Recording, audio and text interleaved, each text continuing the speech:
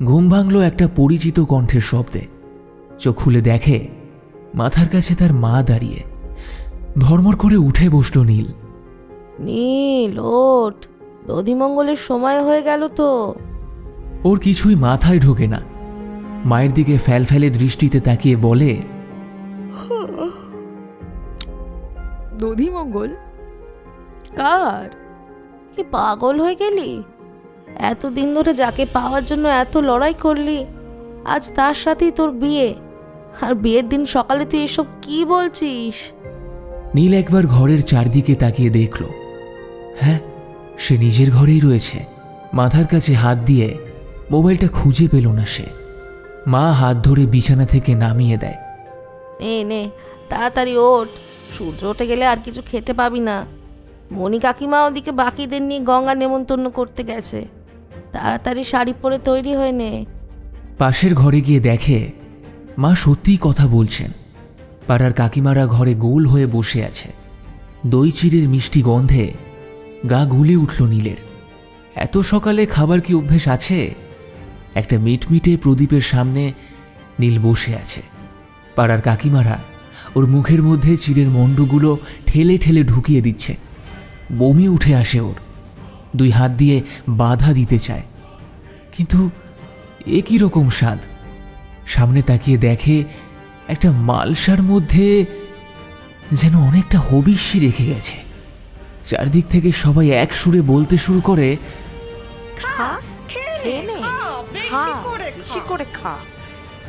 দু হাতে কান চেপে ধরে নীল।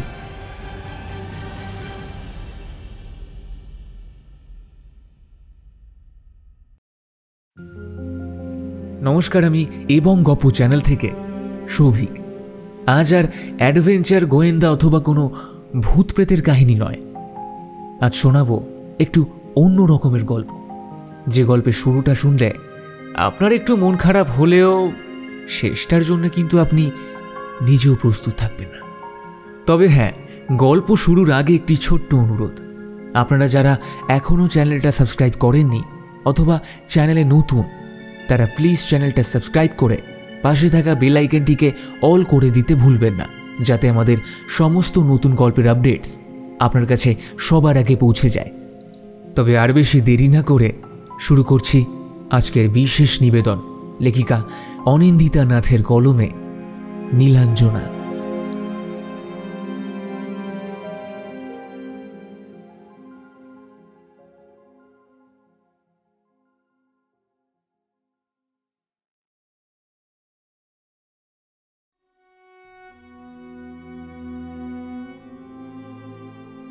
ধূপ আর রজনীগন্ধার গন্ধে ঘরটা মম করছে।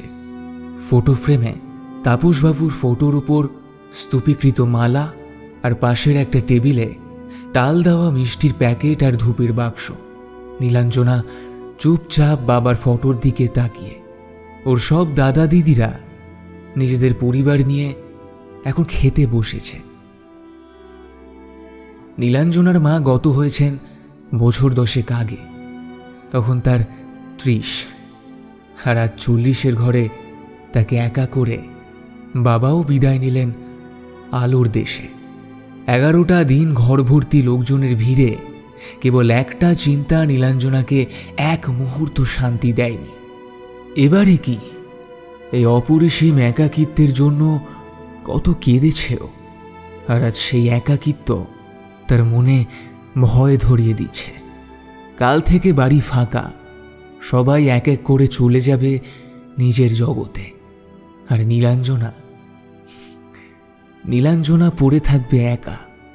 এসব ভাবছিল এমন সময় বড় জামাইবাবু সুরঞ্জন পেছন থেকে ডাক দিলেন, নীল, নীল, একা বসে বসে কি ভাবছো? ওর চোখের দিকে তাকিয়ে মানুষটা হয়তো বুঝতে পেরেছিলেন কিছুটা। একা এত বড় বাড়িতে কিভাবে থাকবে নীল? তার থেকে চলো না, আমাদের সঙ্গে চলো। ম্লান হাসে নীলাঞ্জনা। তা হয় না, আমি ঠিক পারবো। ঘরের মধ্যে এক নিস্তরঙ্গ নিস্তব্ধতা। হাতের সামনে এদিক ওদিক ছড়িয়ে থাকা জিনিসগুলো গোছাতে থাকে সে। সূর্যের আলো নরম হয়ে এসেছে। ঘড়িতে তখন 3:30। ওদিকের বাড়ির কার্নিশে দুটো ঘুঘু পাখি বসে আছে চুপ করে। একবার আর চোখে দেখে সেদিকে। উল্টো দিকের বাড়িটার সেই নির্দিষ্ট ঘরের জানালাটা খোলা, পর্দা ঈষৎ নড়ছে। ঘরের ভেতরটা অন্ধকার। সেদিকে এক দৃষ্টে তাকিয়ে থাকে নীলাঞ্জনা। সুরঞ্জন আবারও বলে ওঠে, আচ্ছা নীল, আকাশ কেমন আছে?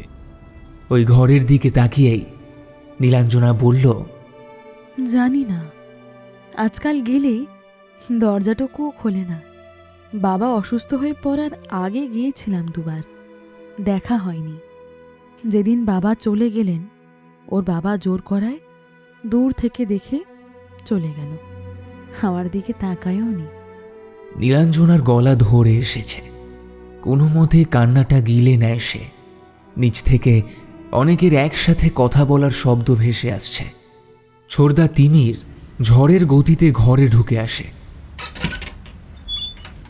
লাস্ট ব্যাচ বসবে, বেশি কেউ নেই আর। নীল, জামাইবাবু চলুন, বসে পড়বেন। ক্যাটারিংয়ের ছেলেগুলো এবার উসখুস করছে, আর কতক্ষণ ওদের আটকে রাখবো? নীলাঞ্জনা নিশ্চুপ হয়ে দাঁড়িয়ে জানলার পাশে। সুরঞ্জন ঘর থেকে বেরিয়ে যেতে যেতে বলে, আমি ডাকতে গিয়েছিলাম নীল। ওর মা বলল কাল থেকে শরীরটা বেশ খারাপ হয়েছে। বিছানায় শুয়েছিল, আমি ঘরে গিয়ে অনেকবার ডাকলাম, কিন্তু কিছুতেই সাড়া দিল না। চলো, খেয়ে নেবে। নীলাঞ্জনার আজ আর খেতে ইচ্ছা করছে না। মুখের ভেতর কেমন যেন শুষ্ক, গলাটা শুকিয়ে গেছে। বোতল থেকে অনেকটা জল একেবারে গলায় ঢেলে বলে, আমার শরীরটা ঠিক নেই, আপনারা খেয়ে নিন। হ্যাঁ,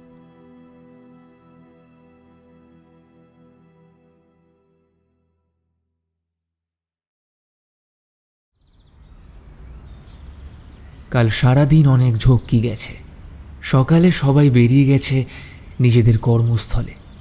ঘরের কাজ গুছিয়ে উল্টো দিকের লোহার ছোট্ট গেটটা খুলে নীলাঞ্জনা ঢুকলো খুব সন্তর্পণে।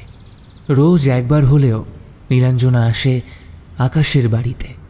রোজ যে দেখা হয় তা কিন্তু নয়, বরং উল্টোটা। খুব কম দিন আকাশকে দেখতে পায় ও। ওর মায়ের সঙ্গে কিছুটা সময় কাটিয়ে তারপর ফিরে আসে। রোজগারের অভ্যেস। তাপসবাবু প্রথম প্রথম রাগ করলেও পরের দিকে আর কিছুই বলতেন না। বাবা চলে যাবার পর থেকে আর 14টা দিন আকাশকে একবারের জন্য দেখেনি নীলাঞ্জনা। বুকের মধ্যেকার কষ্টটা হু হু করে ওঠে। অতীতের দিনগুলো স্লাইডের মতো চোখের সামনে এসে দাঁড়ায়। জ্বলন্ত কাঠের মধ্যে কেরোসিনের ছোঁয়ায় গনগনে আঁচের মতো অভিমানগুলো উস্কে ওঠে। মনে পড়ে যায় শুরুর দিকের কথা।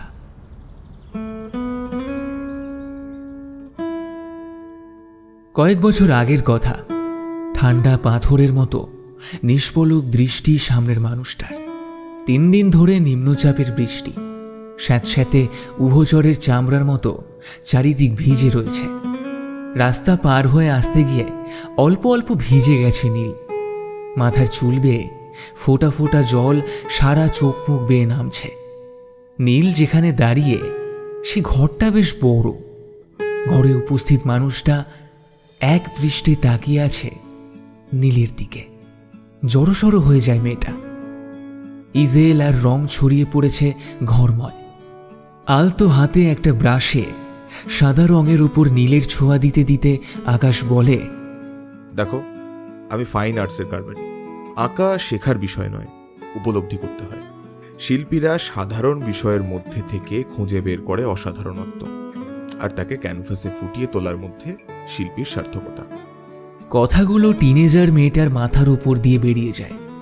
অল্প মাথা নেড়ে একভাবে দাঁড়িয়ে থাকে সে। হাতে ধরা সিগারেটে লম্বা টান দিয়ে কথাগুলো বলল উল্টো দিকের মানুষটা। নিকোটিনের উগ্র গন্ধে গা গুলে ওঠে নীলের। তারপর থেকেই কেটে গেছে দীর্ঘ 25 বছর। আঁকাটা আর সেভাবে শেখা হয়নি নীলের। মাঝপথেই দুটো মন কেমন করে যেন এক রঙে মিশে গেছে। কঠিন চেহারা আর গুরুগম্ভীর ব্যক্তিত্বের খোলসের আড়াল থেকে বেরিয়ে এসেছে আকাশ। শুধু আকাশ নয়, প্রেমিক আকাশ। কিন্তু বিধাতার যেন সহ্য হল না। নীল রঙের মধ্যে খানিক কালো রং মিশিয়ে দিলেন তিনি। জানাজানি হয়ে গেল ওদের ভালোবাসার কথা।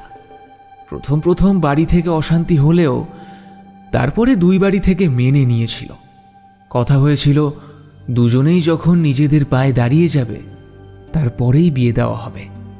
ভগবান অলক্ষ্যে হেসেছিলেন সেদিন।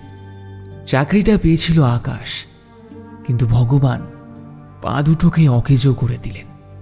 সিঁড়ি থেকে নামতে গিয়ে পড়ে গিয়ে মেরুদণ্ডে এমন আঘাত পায় যে আকাশের চিরস্থায়ী ঠিকানা হয়ে যায় তার হুইল চেয়ার। তারপর থেকে নীলের বাবা বিয়েতে বেঁকে বসেন। অনেক চেষ্টা করেছিলেন মেয়ের অন্যত্র বিয়ে দেওয়ার, কিন্তু কোনোভাবেই নীলকে রাজি করাতে পারেননি তারা। শেষের দিকে মেয়েকে নিয়ে অন্যত্র চলে যাওয়ারও ব্যবস্থা করেন তারা। হঠাৎ একদিন নীলের মা হার্ট অ্যাটাকে বাপ আর মেয়েকে একা করে রেখে পৃথিবী থেকে বিদায় নেন। বাবা মেয়ের সম্পর্কটা কেমন জানি ভেজা সুতোর মতো প্যাঁচ প্যাঁচে হয়ে গিয়েছিল। টানলে ছেড়ে না, অথচ জোর নেই সেরকম। ডিপ্রেশনে ভুগতে ভুগতে নিজের ওই ঘরটার মধ্যেই পৃথিবীকে সংকুচিত করে ফেলেছে আকাশ। দুটো ছেলে মেয়ের উজ্জ্বল ভবিষ্যতের ওপর কেউ এক প্যালেট কালো রং ঢেলে দিয়েছিল। নীল, ওর পরিবার অনেক চেষ্টা করেছিল আকাশকে স্বাভাবিক জীবনে ফিরিয়ে আনার, কিন্তু পারেনি। তাপসবাবু প্রথম প্রথম অশান্তি করলেও পরের দিকে মেয়েকে আর কিছুই বলতেন না। আর আজ সবকিছু হারিয়ে কেমন যেন একা হয়ে গেল মেয়েটা। দরজার বাইরে অনেকক্ষণ ঠায় দাঁড়িয়ে এসবই ভাবছিল সে। পেছন থেকে আকাশের মা বলল, বাড়ি ফিরে যা, ও আজ আর দরজা খুলবে না। একটু ম্লান হাসল মেয়েটা। চোখটা ভিজে এসেছে কি? অসম্মান অপমান কিছুই আর অনুভূত হয় না। দুটো আত্মাই যখন একে অপরের সঙ্গে জড়িয়ে, তখন আর কিসের অসম্মান।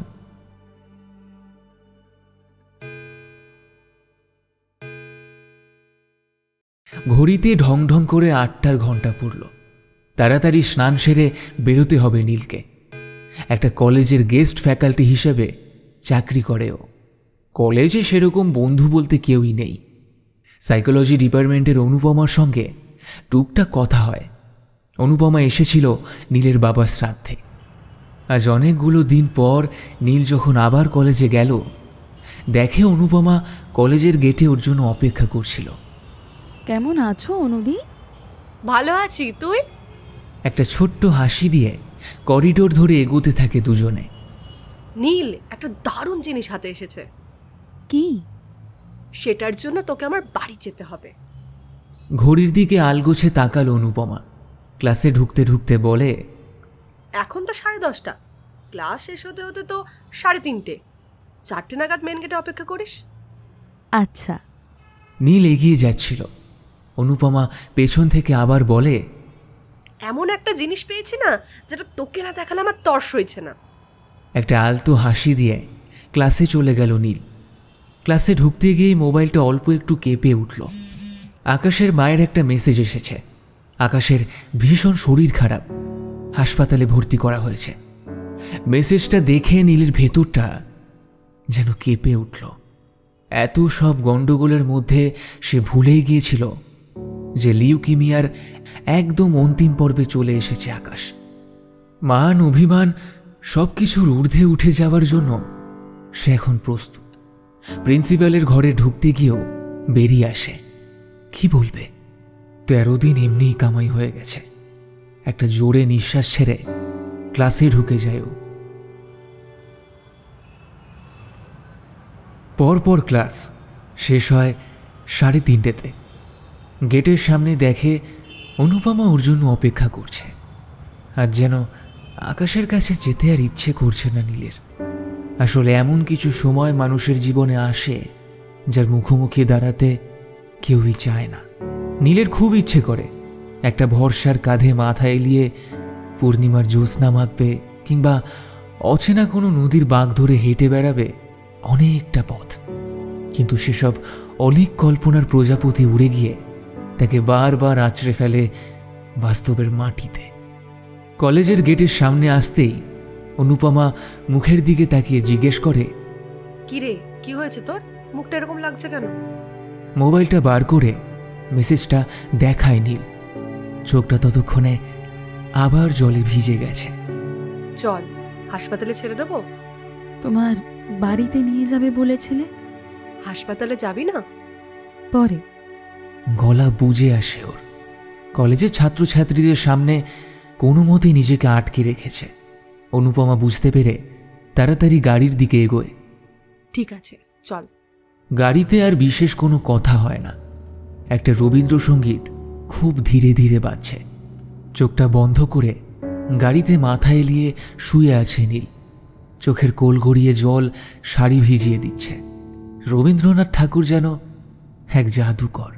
পৃথিবীর সমস্ত অনুভূতিকে নিয়ে তিনি এমন এক মায়ার জগৎ তৈরি করেছেন, যার থেকে আপামর বাঙালি কোনোদিন বেরোতে পারবে না। হয়তো ঘুমিয়ে পড়েছিল নীল। অনুপমার ডাকে উঠে বসে দেখে ওদের বাড়ি এসে গেছে। বালিগঞ্জের একটা বড় আবাসনের 3 তলায় অনুপমার ফ্ল্যাট। বাবা, মা, ঠাকুমার সঙ্গে ওরা এই বাড়িতে থাকে।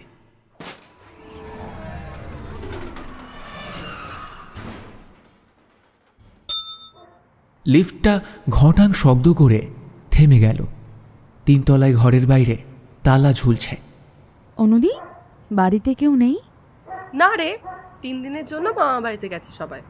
আর ঠিক তখনই সেই সুযোগে আমি আমার বাড়ির সবচেয়ে গোপনীয় জায়গায় হানা দিয়েছি। বলে একটা ফিচেল হাসি দিয়ে নীলকে বসতে ইশারা করে। মানুষটার বয়স হলেও একটা শিশুসুলভ কথাবার্তায় মানুষটাকে বড় সরল মনে হয়। নীল এই বাড়িতে আগেও এসেছে। ওকে বসিয়ে অনুপমা ভেতরে চলে গেছে। ভেতরের ঘরে খুটখাট শব্দ আসছে। ঘর থেকে অনুপমা চিৎকার করে বলে, নীল, চা খাবে? ওর আজকে আর বাড়ি যেতে ইচ্ছে করছে না। অত বড় বাড়িটা সত্যি সত্যি যেন গিলে খেতে আসে ওকে। আর আকাশের কথা মনে পড়তেই মাথাটা আবার ভারী হয়ে আসলো। আচ্ছা, ও কি পালিয়ে যাচ্ছে? কার থেকে পালাবে? আরও কিছু ভাবার আগেই একটা বড় কারুকার্য করা কাঠের বাক্স নিয়ে অনুপমা মাঝখানে টেবিলটার উপর রাখল। একটু বস, একটা জিনিস দেখাবো বলেই ঘরের লাইটগুলো সব বন্ধ করে দিল। রান্নাঘরের থেকে একটা অল্প আলো ঘরের ভেতরে আসছে। লাইট বন্ধ করে দিলে কেন? ওটাই তো আসল মজা। চা করতে সময় লাগবে, রেডিমেড কফি বানায়।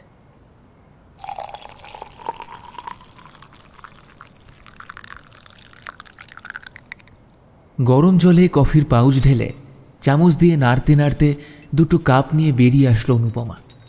নীলের দিকে একটা কফির কাপ এগিয়ে দিয়ে বলে, এটার মধ্যে আমার ঠাকুমার মায়ের কিছু জিনিস রাখা আছে। ঠাকুমা একদিন গল্পে ছলে বলেছিলেন ওর মায়ের অলৌকিক কিছু শক্তি ছিল। এমন অনেক ঘটনা উনি বলে দিতেন যেগুলো ভবিষ্যতে হুবহু মিলে গিয়েছিল। এমনকি বাড়ি থেকে আসবে সেসব নাকি আগে থেকে বলে দিতে পারতেন। আবার বলতেন উনি নাকি চাইলে নিজের জীবনটা বদলে নিতে পারেন। তবে এই নিয়ে একটা সত্যি ঘটনা বাবার মুখে শুনেছিলাম। উনি মারা যাওয়ার দিন বাড়ির সবাই মিলে কোথাও যাওয়ার পরিকল্পনা করেছিল। উনি জোর করে কাউকে যেতে দেননি। বাবা তখন খুব ছোট, মন খারাপ করে বসেছিলেন। বাবার মাথায় হাত রেখে বলেছিলেন, দাদাই, সন্ধে হলে আমি চলে যাব, আজ আমার সঙ্গে কাটাও। বাবা বিষয়টা বুঝতে পারেনি। সন্ধেবেলা ঠাকুরের সামনে বসেছিলেন চুপ করে। গা ভর্তি এই গয়না ছিল। অনেকক্ষণ সাড়া না পেয়ে সবাই ডাকতে গিয়ে দেখে ঢলে পড়ছে শরীরটা। অনেক পরে বাবা বুঝতে পারেন কেন ওসব বলেছিলেন। নীলের সারা গায়ে কাঁটা দিয়ে উঠল। অনুপমা একটু থেমে আবার বলতে শুরু করলো, আমি খুব মন দিয়ে গল্পগুলো শুনতাম। গত সপ্তাহে ঠাকুমার খুব জ্বর আসে। মাথার পাশে বসে জলপট্টি করছিলাম।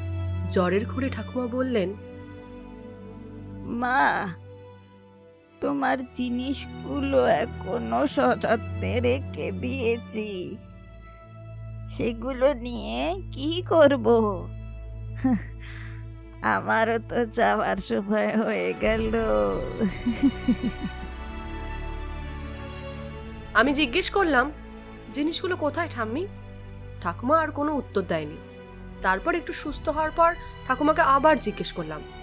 দেখি রেগে মেগে বলে, ওইসব অলক্ষণে জিনিসের কথা করে বলবি না, এরকম কোনো জিনিস এ বাড়িতে নেই। তারপর থেকেই তককে তককে ছিলাম। আজ বাবা মা বেরিয়ে যেতেই সারা ঘর খুঁজে এই বাক্সটা উদ্ধার করি। বাক্সটা খুলতেই অনেকগুলো পুরনো গয়না বেরিয়ে আসলো। অন্ধকারেও চকচক করছে সেগুলো, তবে সোনা বা রূপো কোনো গয়নাই নয়, জাঙ্ক জুয়েলারি গোছের। তবে তার গঠন দেখে মনে হচ্ছে গয়নাগুলো রাজস্থানী বা হরিয়ানার গয়না। একটা হলদেটে কাগজ বাক্সের নিচে উকি দিচ্ছিল। ওটা কি গো? নীলের প্রশ্নে অনু মাথা তুলে তাকায়। ওর চোখে মুখে কেমন যেন একটা ভাব।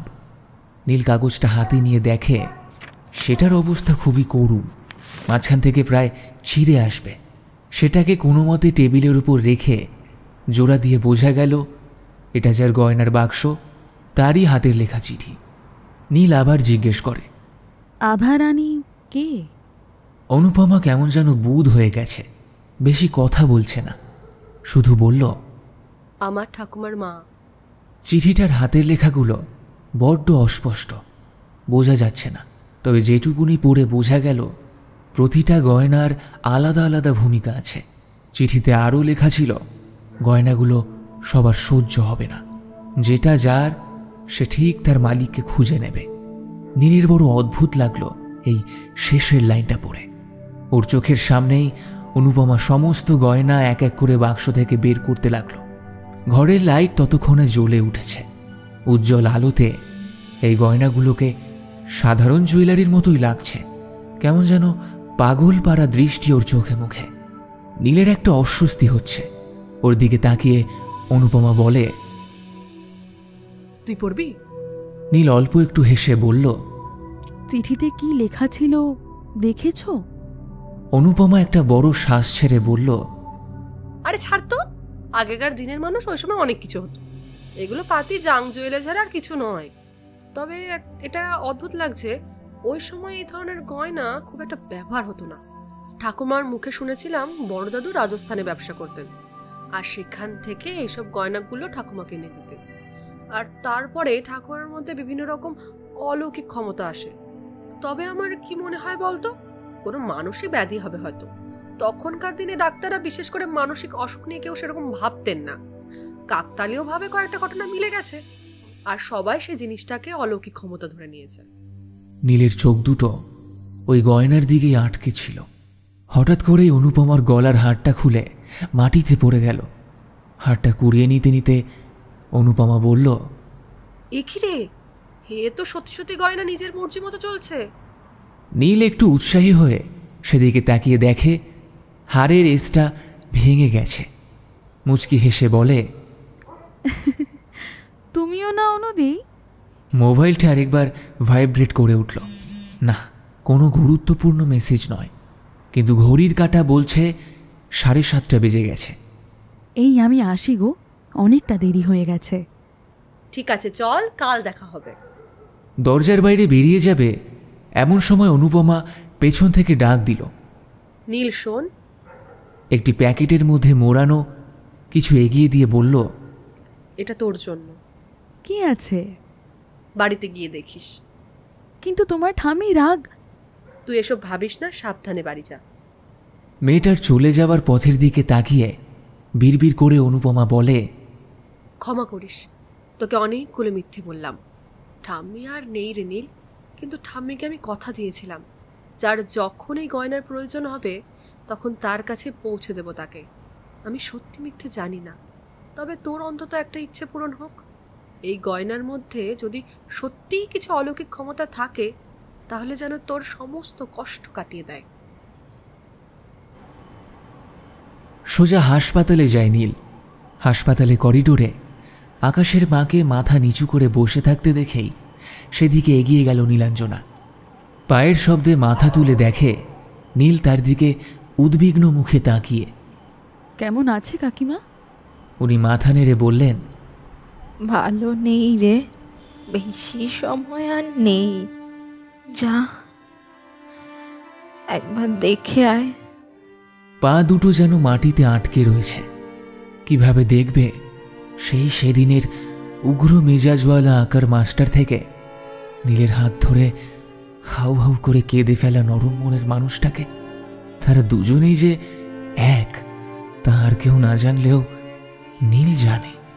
অ্যাক্সিডেন্ট হওয়ার পরেই যখন জানতে পারে পা দুটো সারা জীবনের মতো অকেজ হয়ে গেছে, রাগে দুঃখে একেবারে চুপ করে গেছিল।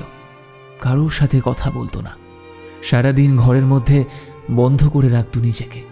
বহুবার নীল পৌঁছানোর চেষ্টা করেও ব্যর্থ হয়ে ফিরে গেছে শেষমেশ। তার সাথে ছিল নীলের বাবার প্রতিদিনের চিৎকার। ছেলেটাকে শুনিয়ে শুনিয়ে তিনি আরও জোরে নীলকে বকাবকি করতেন। চোরাবালির মধ্যে একটু একটু করে ঢুকে যাচ্ছিল দুটো ছেলে মেয়ে। ব্লেডের ধারালো ফলা হাতে শিরা অবধি নিয়ে গিয়েও ফিরিয়ে এনেছিল মায়ের কথা ভেবে। নীল কোনোভাবেই কল্পনা করতে পারে না তার মৃত শরীরটা মায়ের সামনে পড়ে আছে আর মা পাগলের মতো কাঁদছে। সময়ের মলমে সব কিছু সাময়িক থিতু হয়। আকাশের ঘরে নীল ঢোকার অনুমতি পেলেও সেই আকাশ আর তখন আগের আকাশ ছিল না। একদিন চরম অপমান করে নীলকে ঘর থেকে বের করে দেয়। কি না কি বলেছিল সেদিন চরিত্র তুলেও কথা বলতে দুবার ভাবেনি সে। পাথরের মতো দাঁড়িয়েছিল মেয়েটা। বেরিয়ে আসার সময় শুধু একটাই কথা বলেছিল, বাবা বাড়ি নেই আকাশদা, যার জন্য এতগুলো শব্দ খরচ করলে সেই মানুষটাই তো শুনল না। দীর্ঘদিনের জমে থাকা বরফ এক মুহূর্তে যেন শক্ত হাতুড়ির বাড়িতে চূর্ণ বিচূর্ণ হয়ে চতুর্দিকে ছড়িয়ে পড়েছিল। হুইল চেয়ারের ক্যাঁচ আওয়াজের সাথে ধূপ করে শব্দ শুনে পেছনে ঘুরে তাকিয়ে দেখে মাটিতে পড়ে গেছে আকাশ। হাত দুটো এগিয়ে দিয়েছে নীলের দিকে। বড় অসহায় লাগছিল মানুষটাকে। একদিন এই মানুষটার কাঁধেই তো মাথা রেখে জীবনটা পার করে দিতে চেয়েছিল সে। আর এই মানুষটাই আজ কত অসহায়ভাবে মাটিতে পড়ে আছে। খোলা কপার দুটো নিজে হাতে বন্ধ করে নীল এগিয়েছিল আকাশের দিকে। ঘরের দরজা বন্ধ হওয়ার পর কান্নায় ভেঙে পড়ে মানুষটা। কান্নার গোঙানির মাঝে একটাই শব্দ বারবার করে ভেসে আসছিল, আমায় ছেড়ে যেও না নীল, আমায় ছেড়ে যেও না, আমি বড় একা, আমি বড় একা। নীল ছেড়ে যায়নি, বা বলা ভালো পারেনি। ভালোবাসা কি আর শরীরের কোনো অঙ্গ প্রত্যঙ্গের মতো যে অকেজো হয়ে গেলেই সেটাকে বাদ দিয়ে চলতে হবে? ভালোবাসা শীতের দুপুরের এক মুঠো রোদের মতো, কিংবা মেঘলা আকাশের সেই এক ঝলক সূর্য। বড় প্রিয় কিছু মুহূর্ত, কিন্তু আয়ু বড় ক্ষীণ। হয়তো ওদের দুজনের জীবনটা এভাবেই চলত, কিন্তু বছরখানেক পর আকাশের শরীরে আরও একটা রোগ নিজের আধিপত্য বিস্তার করে। তারপর থেকে গভীর মানসিক অবসাদ ঘিরে ধরে তাকে। নীল পারেনি আর ফিরিয়ে আনতে। তারপরে নীলের জীবনেও নেমে এসেছে অনেক ঝড়। মা চলে গেলেন, এখন তো বাবাও আর নেই।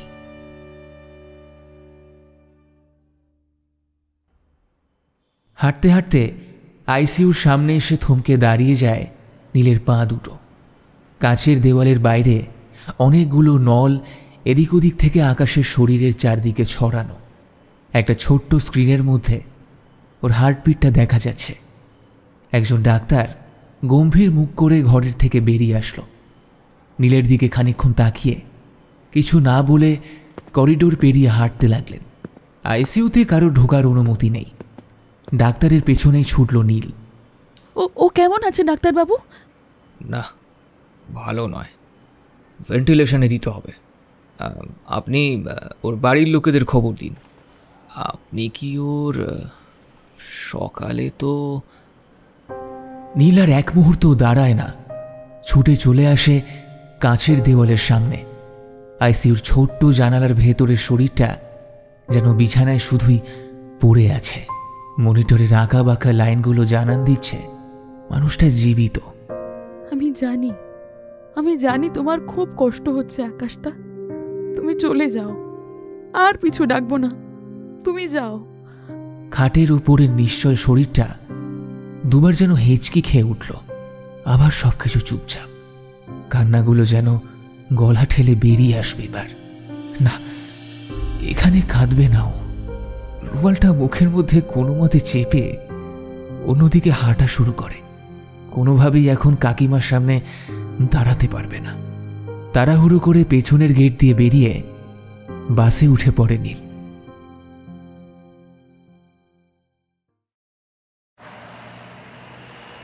আধ ঘন্টার পর বাসটা গন্তব্যস্থলে পৌঁছে দিয়ে টিং টিং শব্দ করে বড় রাস্তায় মিলিয়ে গেল। ওদের বাড়িটা এখন সম্পূর্ণ অন্ধকার। সিঁড়ি দিয়ে উঠতে উঠতে ভাবে একটা ব্লেডের মোলায়েম স্পর্শ সব যন্ত্রণার অবসান। আর এই যন্ত্রণা সহ্য হয় না। ঘরে এসে জামা কাপড়টা ছেড়ে মোবাইলটা খুলে দেখে অনুদির 3টে মিসড কল, একটা ভয়েস মেসেজও রয়েছে। আকাশের খবর জানতে চেয়েছে। Not good, is in ventilation, এটুকু লিখেই ছেড়ে দিল সে। আর ভালো লাগছে না। রাস্তা থেকে কিনে আনা রুটি তরকারিটা টেবিলের উপরেই পড়ে আছে। আর যেন সব কিছু বড় তেতো। ব্যাগ থেকে বইপত্রগুলো বার করতে করতে একটা ছোট্ট কাগজের মোড়ক ওর হাতে এসে পড়ে। অনুপমার দেওয়া সেই গয়না। মনে মনে ভাবে কালকে এটা ফেরত দিয়ে দেবো। তারপরেও ইচ্ছে করে খুলে দেখতে। একটা ছোট্ট চুড়ি, তার উপরে একটা অদ্ভুত ডিজাইন, আড়াই প্যাচের বালার মতো। জিনিসটা সম্পূর্ণ গোল নয়, তাও প্রতিটা প্যাচ একটা মোটা বিন্দুতে গিয়ে মিলেছে। ভারী অদ্ভুত ডিজাইন, একটু কালচে সাদা রং। জিনিসটার মধ্যে এক অদ্ভুত আকর্ষণী ক্ষমতা রয়েছে। হাতে পড়ার চেষ্টা করে নীল। আরে বালাটা জানি একদম তার মাপে বানানো। ভারী পছন্দ হয় তার। মোবাইলটা আবার ভাইব্রেট করে ওঠে। আকাশের দাদা ফোন করছে। ফোনটা তুলতে গিয়ে হাতটা কেঁপে ওঠে নীলের। হ্যালো হ্যালো বৈদিকদা, হ্যালো হ্যালো দাদা, কিচ্ছু শুনতে পাচ্ছি না। হ্যালো। কোনো শব্দ নেই। ফোনটা কেটে গিয়ে আবার রিং করলো সে। উল্টো দিক থেকে শোনা যায়, আরে বল। তুমি ফোন করেছিলে? কই না তো, হতে পারে হাত লেগে চলে গিয়েছে। আকাশ। আর শুনতে ইচ্ছে করলো না। ফোনটা কেটে দিয়ে বিছানায় শরীরটাকে এলিয়ে দেয়। ঘরের ভেতর একটা কম পাওয়ারের সিএফএল লাইট জ্বলছে। মাথার ওপর ফ্যানের ব্লেডগুলো নিজের ছন্দে ঘুরে চলেছে। আজ বড্ড ঘুম পাচ্ছে নীলের।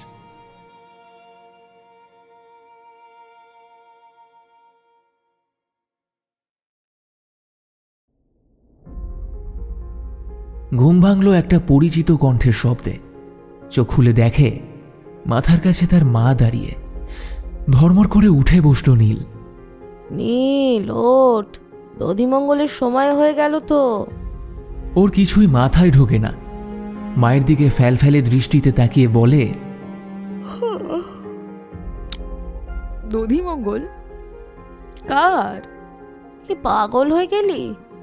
এতদিন ধরে যাকে পাওয়ার জন্য এত লড়াই করলি, আজ তার সাথেই তোর বিয়ে। আর বিয়ের দিন সকালে তুই এসব কি বলছিস?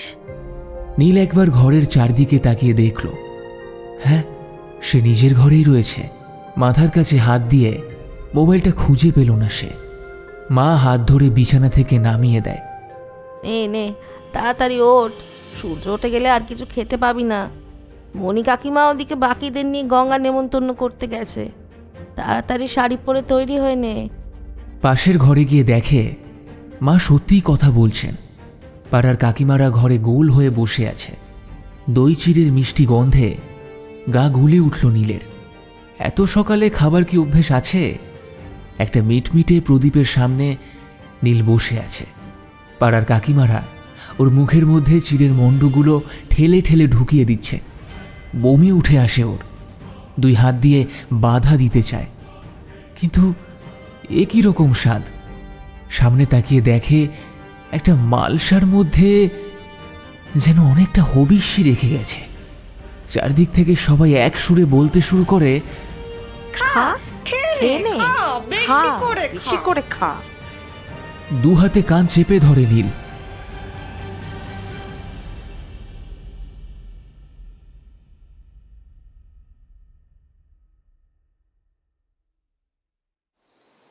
স্বপ্নটা ভেঙে যেতেই বিছানার উপর উঠে বসে নীল। কি বিভৎস একটা স্বপ্ন। মোবাইল ফোনটা মাথার কাছেই পড়ে আছে, সেটা তুলে নিয়ে দেখল সে। না, আর কোনো নতুন মেসেজ নেই, বা বলা ভালো সেই দুঃসংবাদটা এখনো আসেনি। বাথরুম থেকে বেরিয়ে ঘরে ঢুকবে এমন সময় দেখে তার ঘরের ভেতর থেকে অনেক লোকের মিলিত কণ্ঠস্বর ভেসে আসছে। দরজা খুলে ঢুকতেই দেখে স্বপ্নের মধ্যে দেখা সেই দৃশ্যের অনুরণন। মা কাকিমারা হাত নেড়ে ডাকছে তাকে, আবারও সেই একই সুর ডাকছে ওরা। এরপরের পুরো ঘটনাটা নীলের জানা। এক ছুটে বেরিয়ে আসে পাশের ঘরে। এটা বাবার ঘর, এখন বন্ধই থাকে। তাড়াতাড়ি সেই ঘর খুলে দেখে তার বাবা বিছানায় বসে আলু, কাঁচকলা, ঘি দিয়ে একটা মণ্ড তৈরি করে নীলের মুখের মধ্যে এগিয়ে দিতে আসে। সেই ঘর থেকেও দৌড়ে ছুটে বেরিয়ে আসে নীল। সারা বাড়িতে একা একা দৌড়তে থাকে সে। ছুটতে ছুটতে হাঁপিয়ে গিয়ে সিঁড়ির রেলিংয়ে পা বেঁধে হুড়মুড়িয়ে পড়তে যাবে, দুটো শক্ত হাত তাকে জড়িয়ে ধরল। আবারও কেঁপে উঠল মেয়েটা। কে? কে আবার? আমি। আকাশদা, তুমি এখানে? কি হচ্ছে কি? আজকেও দাদা বলে ডাকবে?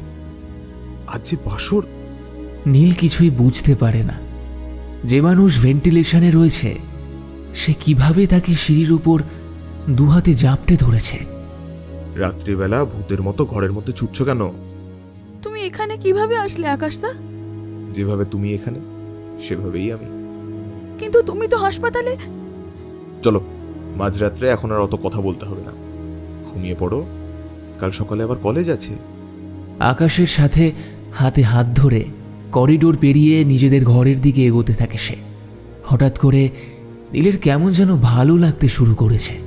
এটা যদি স্বপ্ন হয় তাহলে যেন এই স্বপ্ন কোনো দিনও না ভাঙে।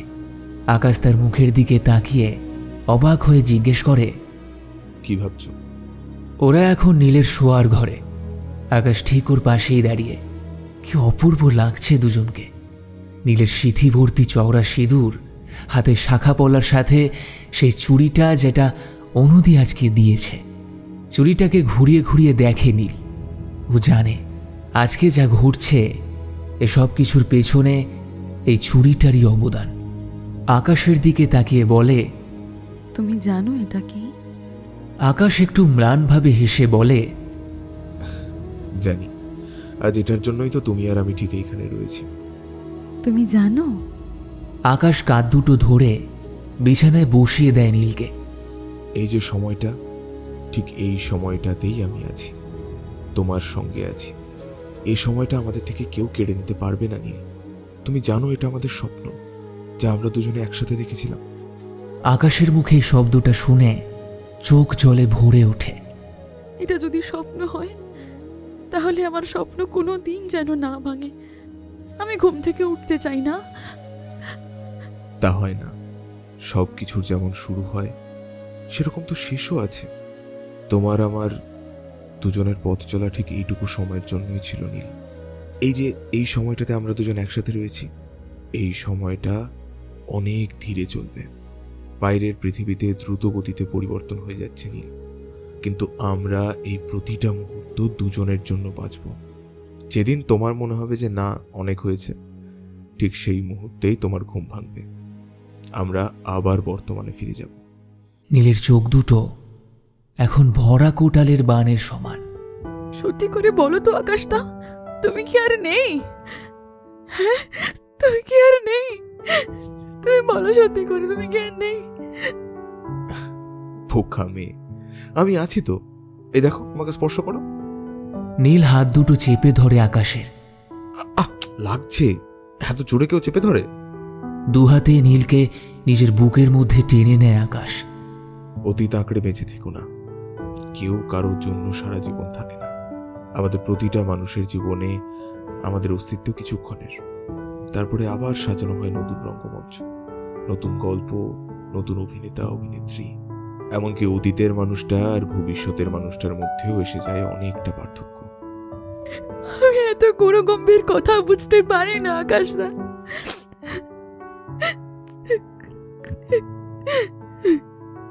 আচ্ছা বেশ, এত কথা বুঝতে হবে না। শুধু আজকের রাতটা আমরা দুজনের জন্য কাটাবো। ঠিক যতক্ষণ তুমি না চাইবে ততক্ষণ সূর্য উঠবে না। এই রাতটা শুধুই আমাদের। কিন্তু কথা দিতে হবে, আমরা ভবিষ্যতে যেখানেই থাকি আমরা এই রাতটার কথা মনে করব, আর আমরা কেউ এক ফোঁটা চোখের জল ফেলবো না। নীলের শরীরটা অল্প অল্প কাঁপছে। কথা দাও নীল, তোমাকে কথা দিতেই হবে। একটা দীর্ঘশ্বাস ফেলে উঠে দাঁড়ায় নীল। আমি বুঝতে পেরেছি তুমি আর নেই আকাশদা। ম্লান হাসে আকাশ। আমি তো তখনই চলে গেছি নীল, তোমার অনুমতির জন্য আটকেছিলাম। তুমি হাসপাতালে এসে দরজার বাইরে দাঁড়িয়ে যখন আমায় চলে যেতে বললে, ঠিক তখনই আমি ফিরে গেছি। তাহলে এখন আর কিচ্ছু না, এখন শুধু তুমি আর আমি। সিঁদুরের কিছু গুঁড়ো নীলের নাকের ওপর এসে পড়েছে। আকাশ ক্লান্ত শরীরে বিছানার ওপর শুয়ে আদুরে চোখে নীলের দিকে তাকায়। নীল আরেকটু সরে আসে আকাশের দিকে। দুটো শরীর এখন যেন এক হয়ে গেছে। না, সেখানে কোনো কামনা বা বাসনা নেই। এ যেন সেই প্রদীপ আর শিখার মতো। দুটোরই কোনো অস্তিত্ব নেই যতক্ষণ না আগুন জ্বলছে। কপালে একটা ভেজা ঠোঁটের নরম চুমু অনুভব করে চোখটা বন্ধ করে নেয় নীল।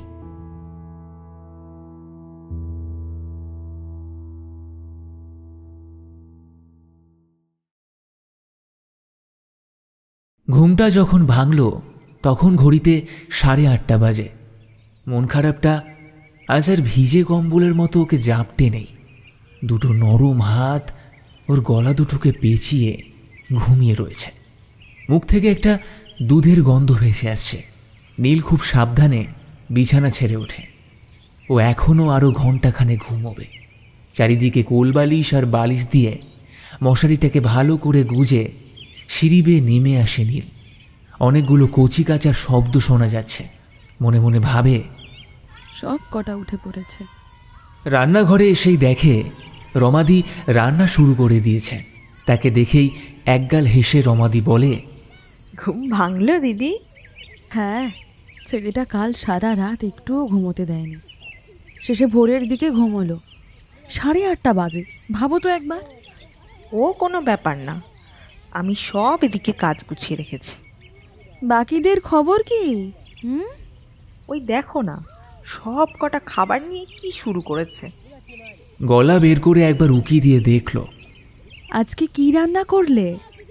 আজকে 3টার কথা তোমার মনে নেই? আজকে কি? ও দিদি, আজ যে তোমার জন্মদিন। লুচি পায়েস করেছি, খেয়ে যাবে। তুমিও যেমন, এই বুড়ো বয়সে আবার জন্মদিন। এক গাদা বাচ্চার মা, তার আবার নাকি জন্মদিন। তাড়াতাড়ি করে রান্নাঘর থেকে বেরিয়ে আসলো নীল। আজ অনেকটা দেরি হয়ে যাচ্ছে, তুমি একটু মাঝখানে গিয়ে ওপরের মহারাজকে দেখে এসো। ও নিয়ে তুমি ভেবো না, উঠলেই আবার চিৎকার শুরু করবে। তুমি যাও, আমি দেখছি। আমার এদিকের কাজ হয়ে গেছে। খাবার ঘরের দিকে একবার তাকায় নীল। পরম আনন্দে বাচ্চাগুলো লুচি আর পায়েস খাচ্ছে। আলনা থেকে গামছা নিয়ে স্নানের ঘরে যায় সে। সাবারের জল চালিয়ে তার নিচে দাঁড়ায় নীল। সেই রাত আর আজকের দিন, কত পার্থক্য এসেছে নীলের জীবনে। আকাশকে যে রাতে নিজের করে পেয়েছিল, তার পরদিনই সকালে উঠে দুঃসংবাদটা পায় সে। একটা ফোঁটা কাঁদেনিও। ছেলেটা চলে যাওয়ার আগে নিজের অনেক স্বপ্নের কথা বলে গিয়েছিল। নীল সেই স্বপ্নগুলোকেই একটু একটু করে জোড়া লাগিয়ে নিজের বাড়িটাকেই বানিয়েছে ছোট্ট ছোট্ট বাচ্চাদের একটা আশ্রম। নাম রেখেছে যেখানে আকাশ নীল।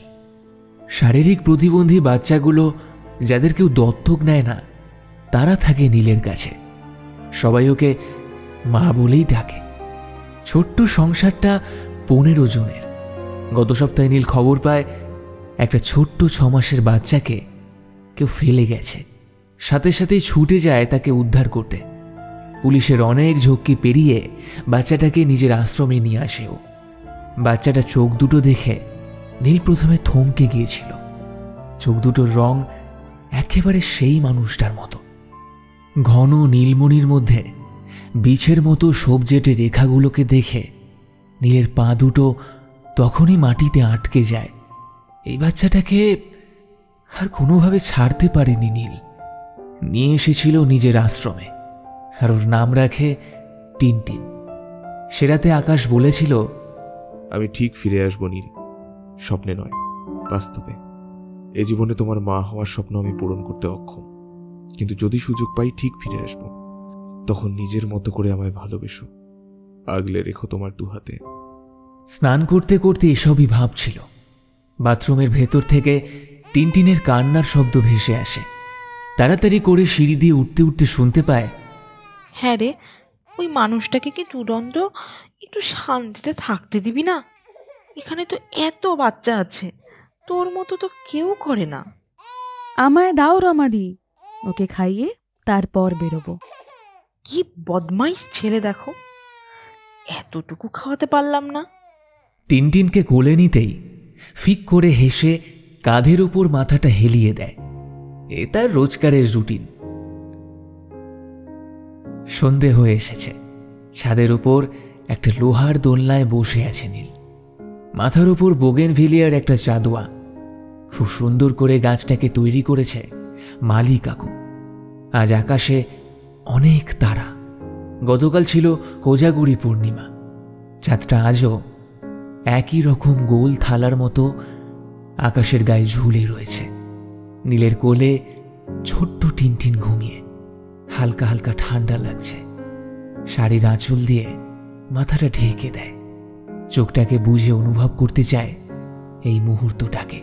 সেই পরিচিত একটা গন্ধ নীলকে জড়িয়ে ধরে, যেন মনে হয় আকাশ ঠিক তার পাশে বসে আছে। আবেশে চোখ বুজে আসে তার। দূরে কোনো বাড়িতে রেডিওতে জাদুকরের আরেকটা গান চলছে। তুমি রবে নীরবে হৃদয়ে মম, তুমি রবে নীরবে নিবিড় নিভৃত পূর্ণিমা নিশীথে নিশম, তুমি রবে নীরবে।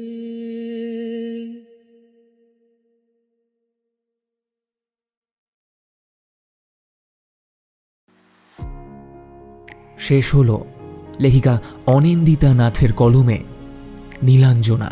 আজকের গল্পের গল্প পাঠে এবং তিমিরের চরিত্রে আমি সৌভিক, সুরঞ্জনের চরিত্রে রমাকান্ত, নীলাঞ্জনা এবং ঠাকুমার চরিত্রে মৌপিয়া, আকাশের চরিত্রে মৈনাক, অনুপমার চরিত্রে রিকা, আকাশের মা এবং রমাদির চরিত্রে মহুয়া, বৈদিকের চরিত্রে কুমারজিৎ, গল্পের শব্দ গ্রহণ এবং শব্দ সংযোজনে সৃজা, আবহ সৃষ্টিতে আমি সৌভিক, সুন্দর রবীন্দ্রসঙ্গীতটি গেয়েছেন কুমারজিৎ। গল্পের সুন্দর পোস্টারটি ডিজাইন করেছে টিম পিক্সেলেট থেকে তনুশ্রী। তবে কেমন লাগলো আজকের গল্প কমেন্ট বক্সে জানাতে ভুলবেন না যেন। আজকের গল্পটি ভালো লেগে থাকলে অবশ্যই আপনার বন্ধু এবং পরিবারের সঙ্গে গল্পটি শেয়ার করে দিন। আপনিও যদি চান আপনার লেখা গল্প অডিও স্টোরি হিসেবে প্রকাশ পাক, তবে ডেসক্রিপশানে দেওয়া মেল আইডিতে পাঠিয়ে দিতে পারেন আপনার লেখা গল্প। তবে গল্পটি হতে হবে অডিও স্টোরি রূপে সম্পূর্ণ অপ্রকাশিত। গল্পটি ভালো লাগলে অবশ্যই সেটি অডিও স্টোরি হিসেবে স্থান পাবে এবং গপ্প চ্যানেলে। আর হ্যাঁ, আরও এরকম নিত্য নতুন গল্প শুনতে এবং গপ্প চ্যানেলকে সাবস্ক্রাইব করতে ভুলবেন না যেন। পাশে থাকা বেল আইকনটিকে অল করে দিতেও ভুলবেন না। এতে আমাদের সমস্ত নতুন গল্পের আপডেটস আপনার কাছে সবার আগে পৌঁছে যাবে। তবে আজ চলি, ফিরে আসবো আরও একটি নতুন এবং রোমাঞ্চকর গল্প নিয়ে। ততক্ষণ শুনতে থাকুন রহস্য, রোমাঞ্চ, থ্রিলার এবং গল্প।